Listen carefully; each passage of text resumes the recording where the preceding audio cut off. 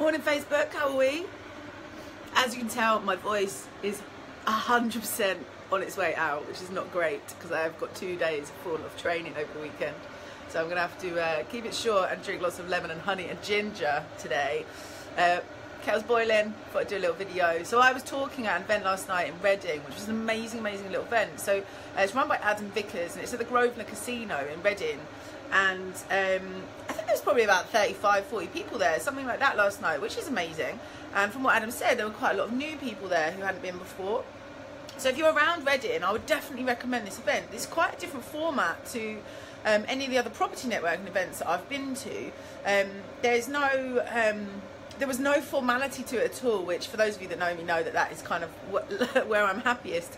Yeah, I had a stage with disco balls, which was amazing, and a big screen behind me, which always makes me a bit nervous because I always want to see my slides in front of me, so when they're behind me I forget sometimes what I'm supposed to be saying. So hopefully the guys that came to see me speak last night enjoyed it and it was of value. But the reason for this video this morning is that one of the guys that was there his name's Philip Brown, and he asked me a really good question, because I think it's obvious for most people that what goes on Facebook, you know, what goes into marketing and those sorts of things, they're the best versions of what we do, you know. It's the fun side of things. It's very rare that when I wake up and things are going really terribly that I jump on Facebook Live all happy and delighted. You know, on those days, generally, you know, I don't do that. But what he asked me was, what about when things go wrong? Do things ever go wrong? And I thought actually it was a really good question, and I thought, you know what, it's probably quite good to be quite honest about that stuff, because like with any business, you know, property's no different. Property sourcing, you know, rent to rent, all the different things that we do and don't do, you know, it has its days where actually it's quite hard. And he asked me what are the sorts of things that you have to contend with as a sourcer and as a rent to rent operator, and as a up and coming developer. What are the things that go wrong and what are the things that are hard and make days difficult? So I thought I'd do a really quick video this morning on that. People were coming into the office. So the first thing with rent-to-rent operation is that tenants are the biggest problem, I would say. They do things like they don't pay their rent. You know, that's very frustrating. We've got one at the moment, and we're having to deal with it, you know, the legal way. And you know, it's a frustrating thing. It's costing us money every month because we're not able to obviously get the rent on that room, and I obviously can't fill the room with anybody else because they're in it, living in it, and not paying the rent. So things always go wrong.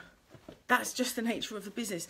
If you're getting into this business and you're being sold a dream that actually you're not going to have to work hard and it's going to be easy and you're going to be a millionaire overnight, and you know, there's no long hours and there's going to be no tears, I hate to break it to you, either I'm doing something really wrong, or that's you just need to accept that that is what's going to happen. I can see Angie on here now. Angie is one of my favourite people to follow on social media, Angie Nichols, and her and her family have done incredibly well over the last like sort of 12 months or so.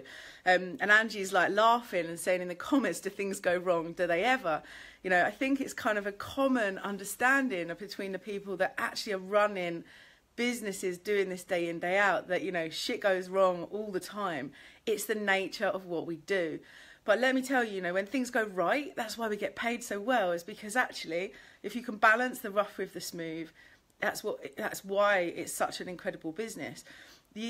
Angie, I'd be interested to know your comments on this if you're still on, what your experiences are in terms of things going wrong.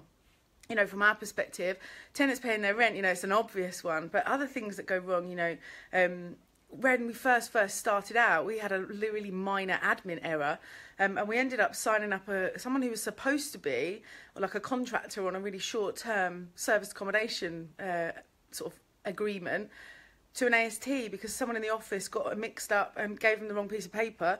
You know, we signed them up on the wrong agreement. What a mess. We had to organise all of that. Happens. You know, we've had internet days where we've got no internet. I've got like really heavy deadlines and we've got no internet. You know, we've had furniture ordered to be delivered to a house and it comes a day early or a day late. If it comes a day early, we don't even own or control the house yet. All that means is we have furniture in the garden. We've had that happen. You know, we've had, Angie's just commenting on here. So I ordered a load of stuff off of Amazon for one of our contractor houses in Milton Keynes. And I didn't read the instructions properly, or didn't read the adverts properly. And I ordered children's utensils for like a fake kitchen.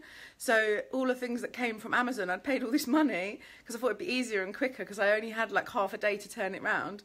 And everything arrived and all the spoons were like this big, and all of the like the spatulas and the pans and everything were all like children's kitchen ones. You know, I'd spent all that money and we had to do it again. You know, it happens.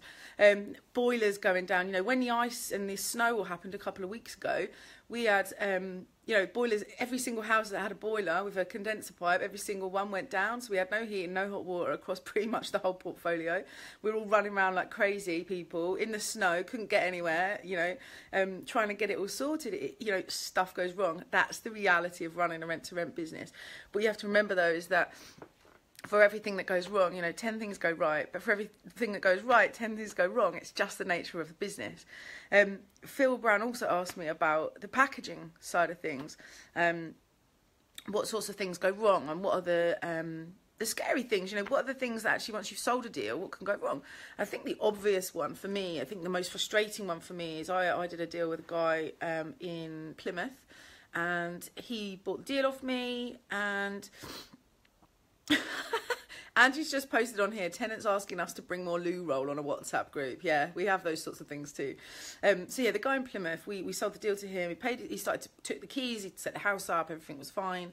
About 3 months in, he just stopped paying his rent to the landlord. Now, obviously as a packager, I'm the one that's introduced that person to that landlord, and so you know, whilst I'm not contractually involved in that relationship, because I obviously don't get involved in that if I'm selling it, at the same time, that landlord obviously is ringing me because I'm the one that's kind of sold the concept of rent to them. I'm the one that's positioned that investor. I'm the one that's selected them. It's me, really, that they want answers from. So, you know, that took quite a lot of fixing. I had to get that investor, you know, to get him to start paying his rent. Now, you know, when people aren't paying their rent, there's usually a reason. It's obviously they've not got money, or there's an admin error, or whatever it is. But as a packager, actually, it's my reputation on the line with that landlord. It's my reputation on the line with that landlord's network and other landlords in that area. It's not my investors. So, you know, yeah, we get involved and we have to make sure that we're pushing that stuff through and making sure that those things are not happening. So, yeah, things go wrong all the time. So I don't want anybody to be under the illusion that, you know, just because we talk about the positive stuff in this industry more than we talk about the negative, is that the negative things don't happen. I think the difference is when you're somebody, I guess, like me, like Angie, like Martina, who's on here, you know, like my team, Kat, Kelly, when the things go wrong, Justin as well, you know, when things go wrong, actually, we're very good at just sucking it up and getting on with it, or closing our laptops, going home for a day and picking it up again the next morning and you know, getting on with it. You have to naturally accept that things will go wrong. If you don't, and you're not ready for that, and you want a kind of easy sailing business, this might not be the industry that's right for you. It might not be, because things will inevitably go wrong. You know, with our development side of things, you know, we've had deals that have fallen out. We've had investors that have dropped out. We've had, you know, we've done all of the work, and it's come to doing things like, you know, looking at the title plans and things like that, and actually the site they've told us we're looking at buying is not the site. You know, the red line on the map is a completely different location. Things happen like that. You know, you have to learn from every single time that something goes wrong. Martina's saying, do the panic dance and move on quickly and always ask for help. That's such a good point, Martina. It's really, really good point. You know, I don't pretend to think that I know everything. I really don't. You know, there's a lot of stuff in my head, but every day I learn something new. Every single day something happens and I think, oh, fuck, I didn't know that, and I'm really, really glad I know it now. And this is what I'll do next time to fix it. Kat in my office, she's always good at asking that question. Well, how do we make sure that this never happens again? What system can we put in place? What process can we put in place so that those things don't happen again? And I think it's actually failing is a good thing. Getting things wrong is a good thing. Success is a shitty teacher, actually. It's a really not a good teacher. If you have a really easy life and things go right all the time, actually you don't really learn an awful lot. And, you know, it's not as satisfying, I don't think. I can see that Angie's put on here on the comments, is when it goes right though, it's the best, and the job satisfaction is huge. That's true. When it goes wrong and you manage to turn it around and fix it and get it to going right, you know what Angie's saying, is it's an incredible feeling, and it feels great. So, you know, this morning I wanted to just bring a little bit of reality and what this shit looks like when you kind of strip it bare. You know, yeah, I'm sat here with my Tesco's breakfast. I'm going to have scrambled eggs and salmon. And I've got a carb killer bar somewhere, still working on my skydive diet. You know, it is early morning some days. I have come in with a sore throat because I've got stuff to do today. We've got meetings and all sorts going on. You know, it is what it is. But let me tell you, it's so much fun. So even though things go wrong all the time, it feels incredible. And actually, if you're up for the roller coaster and you want to get involved in this business, you know, starting with rent to rent, starting with packaging, these sorts of things, if you're an entry point, or even if you're sourcing bigger deals like developments, commercial to resis, whatever it is, honestly, it's so much fun. Do it. Have an amazing Friday, everybody. I hope that you have a great day. I'm going to go because my voice feels like it's literally on the verge of disappearing. Have an amazing weekend, and I'll catch up with you guys on Monday. See you later. Bye.